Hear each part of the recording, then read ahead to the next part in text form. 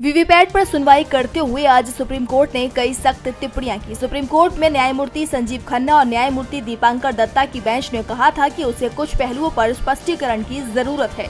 EVM को लेकर अक्सर पूछे जाने वाले सवालों को लेकर चुनाव आयोग की ओर से जो उत्तर दिए गए हैं उनमें कुछ भ्रम है। कोर्ट ने अतिरिक्त सॉलिसिटर जनरल ऐश्वर्या भाटी से कहा कि हम गलत साबित नहीं होना चाहते, बल्कि अपने निष्कर्षों को लेकर पूरी तरह से आश्वस्त होना चाहते हैं और इसीलिए हमने स्पष्टीकरण मांगने का सोचा। क्या वीवीपैट की कंट्रोलिंग यूनिट में माइक्रो कंट्रोलर लगा हुआ है?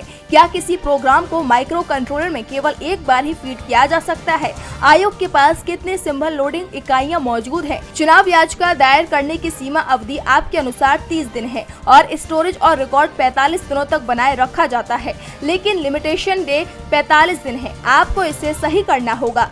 दरअसल एसोसिएशन ऑफ डेमोक्रेटिक रिफॉर्मर्स की तरफ से ईवीएम के साथ ही वीवीपैट की पर्ची की गिनती की मांग की गई थी। याचिका में मांग की गई कि ईवीएम में डाले जाने वाले वोट का 100% वीवीपैट मशीन के साथ क्रॉस वेरिफिकेशन कराया जाए, जिससे मतदाता को पता चल सके कि उसने ये सही वोट दिया है या नहीं।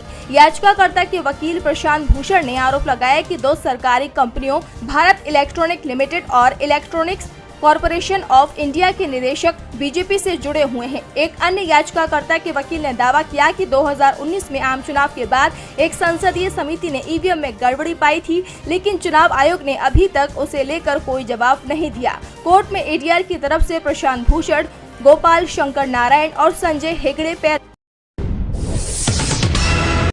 अप्रैल को लोकसभा चुनाव के दूसरे चरण की वोटिंग होगी। 12 राज्यों और केंद्र शासित राज्यों की 88 लोकसभा सीटों पर मतदान होगा, जिसके लिए 1206 प्रत्याशी अपनी किस्मत आजमा रहे हैं। दूसरे चरण के चुनाव के लिए बुधवार शाम 6 बजे चुनाव प्रचार समाप्त हो गया। जिन राज्यों में चुनाव होगा उसमें सबसे ज्यादा 20 सीट केरल की है। राज्य की सभी सीटों पर एक ही चरण में वोटिंग कराई जा रही है। केरल में 20 सीटों पर 194 उम्मीदवार मैदान में है। इसी तरह से कर्नाटक की 14 और राजस्थान की 13 सीटों पर भी वोटिंग कराई जाएगी। महाराष्ट्र और यूपी की 8-8 सीटों पर वोटिंग होगी, जबकि मध्य प्रदेश की 6, बिहार और असम की 5-5 सीटों पर भी वोटिंग कराई जाएगी।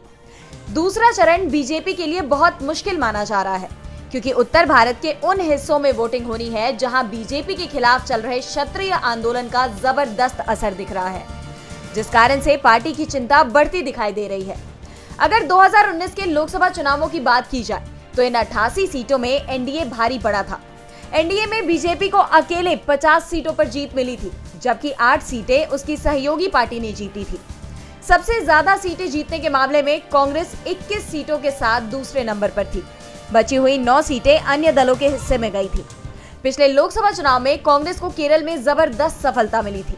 कांग्रेस की यूडीएफ ने 20 में से 19 सीटों पर कब्जा किया था। दूसरे चरण में वोटिंग के लिए मध्य प्रदेश की 7 सीटों पर बीजेपी का कब्जा था। बिहार में 1 सीट बीजेपी और 4 जेडीयू के पास थी। राजस्थान और त्रिपुरा में भी बीजेपी की परीक्षा होगी, क्योंकि सभी सीटें बीजेपी के पास है। असम की 3 सीटों पर बीजेपी और 2 पर कांग्रेस का कब्जा। राहुल ने जहां महाराष्ट्र में चुनावी रैली की, तो वहीं प्रियंका गांधी ने राहुल के संसदीय क्षेत्र वायनाड में चुनावी रैली की।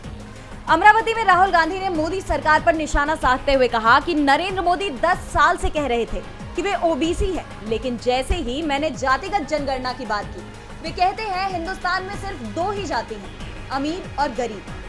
साथ ही कहा कि नरेंद्र मोदी ने नोटबंदी, जीएसटी, किसान बिल, ये सब कुछ 22 लोगों के लिए किया है। उन्होंने देश के 22-25 लोगों को मनरेगा का 25 साल का पैसा दे दिया। फिर कहते हैं कि वह गरीबों की सरकार चलाते हैं। एक तरफ इंडिया गठबंधन है जो संविधान और लोकतंत्र की रक्षा कर रहा है, तो दूसरी तरफ नरेंद्र मोदी, आरएसएस, बीजेपी है जो संविधान और लोकतंत्र को खत्म करने में लगे हैं। तो वहीं केरल के वायनाड में प्रियंका ने आज रैली की, जहां प्रियंका ने कहा कि राहुल के प्रयासों से वायनाड के लिए 145 करोड़ रुपए पारित किए गए। 54 घर जरूरतमंद लोगों को सौंप दिए गए और 37 और घर सौंपने की प्रक्रिया अभी जारी है। 10 स्मार्ट आंगनवाड़ी केंद्र खोले गए हैं। वायनाड में 131 परियोजनाएं शुरू की गई हैं। राहुल ने आपके लिए लड़ाई लड़ी और सरकार को आपकी आजीविका की रक्षा करने के लिए मजबूर किया है। वो लगातार आपकी बेहतरी के लिए काम करता रहता है। वो आपके साथ परिवार जैसा व्यवहार करता है। तो वहीं पीएम मोदी ने आज हरदा में चुनावी रैली की, जहां पीएम ने कहा कि आज मैं आपसे कुछ मांगने आया हूं। मेरे लिए नहीं, आपके बच्चों के उज्जवल भविष्य के लिए मांगने